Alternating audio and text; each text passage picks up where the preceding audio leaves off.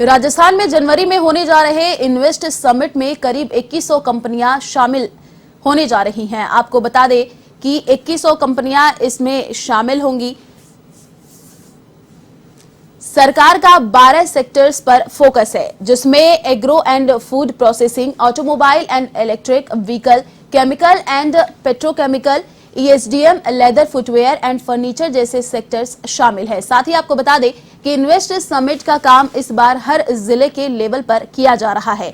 प्रभारी मंत्री से लेकर जिला कलेक्टर तक जिला स्तर पर इन्वेस्टर्स से प्रपोजल ले रहे हैं। साथ ही सरकार के हर विभाग भी 1 से 15 जनवरी तक खुद का समिट खुद करेंगे। समिट का स्टेट लेवल का कार्यक्रम जहां JECC में होगा, वहीं जयपुर सहित अन्य जिलों के लेवल पर भी समिट की झलक दिखाई देगी। गौरतलब है कि बेंगलुरु में हुए इन्वेस्टर्स कनेक्ट प्रोग्राम में 74,312 करोड़ रुपए के निवेश प्रस्तावों पर हस्ताक्षर किए गए। इनमें 4 MOU और 15 LOI शामिल है। रोड शो में उद्योग एवं वाणिज्य मंत्री शकुंतला रावत और तकनीकी शिक्षा राज्य मंत्री डॉक्टर सुभाष गर्ग की अगुवाई वाले प्रतिनिधि मंडल ने निवेशकों से चर्चा की।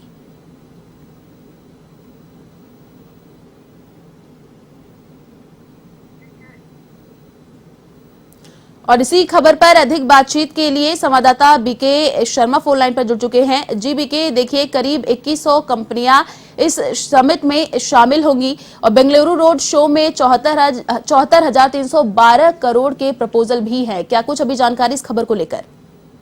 आयुषी, सरकार की मंशा तो क्लियर है और पॉजिटिव है। ये अच्छी बात है। सरकार चाहती है कि प्रदेश का आर्थिक विकास हो, यहाँ निवेश हो, ज्यादा बड़ी फैक्ट्रीज यहाँ पर लगे, बड़ी बड़ी यूनिट्स लगे, जिससे यहाँ लोगों को रोजगार मिले, सरकार को राजस्व मिले और व्यावसायिक स्तर पर राजस्थान की एक पहचान हो। जो दूसरे औद्योगिक प्रदेश हैं, जिसमें आप देखेंगे कि तमिलनाडु है, आंध्र प्रदेश, महाराष्ट्र, गुजरात, उनसे हम काफी पीछे हैं औद्योगिक निवेश के लिहाज से, लेकिन अब सरकार इसको बढ़ाने की कोशिश कर रही है। यहाँ तक सरकार की तारीफ की जा सकती है और सभी सरकार का जो ब्यूरोक्रेट्स हैं, मंत्री हैं, सभी इसमें जुटे हुए हैं और सरकार ने कार्यक्रम भी तय कर दिया है कि किस तरह से सभी जो विभाग हैं वो काम करेंगे। इसमें जिला स्तर पर भी कार्यक्रम होंगे, हर विभाग के अपने कार्यक्रम होंगे। लेकिन सवाल ये ही है कि जिस तरह से वसुंधरा सरकार के वक्त 3 लाख करोड़ के MOU साइन हुए थे, बहुत बड़ा जलसा हुआ था, रिसर्जेंट राजस्थान, सब बड़े बड़े उद्योगपति देश विदेश से आए और देश विदेश में उसका प्रचार प्रसार किया गया था। अभी शायद कोरोना की वजह से उतना बड़ा इसका प्रचार प्रसार नहीं हो रहा। वसुंधरा सरकार में Japan, Germany, Italy, America, England सभी जगह इसके प्रचार हुए थे, यहाँ राज्यों के अलावा भी। और 3 लाख करोड़ के MOU साइन हुए, लेकिन धरातल पर 5 से 7% भी इन्वेस्टमेंट नहीं हुआ। MOU होते हैं, मेमोरेंडम ऑफ अंडरस्टैंडिंग या लेटर ऑफ इंटेंट जो LOI है, ये सब हो जाते हैं, लेकिन उसको धरातल पर जब वो निवेश के लिए सरकार के साथ नेगोशिएशन के लिए टेबल पर बैठते हैं इंडस्ट्रियलिस्ट, तो सरकार की और विभागों की जो पेचीदगियां हैं, जो शर्तें हैं, वो उनको रास नहीं आती और फिर वो आगे निवेश नहीं होता।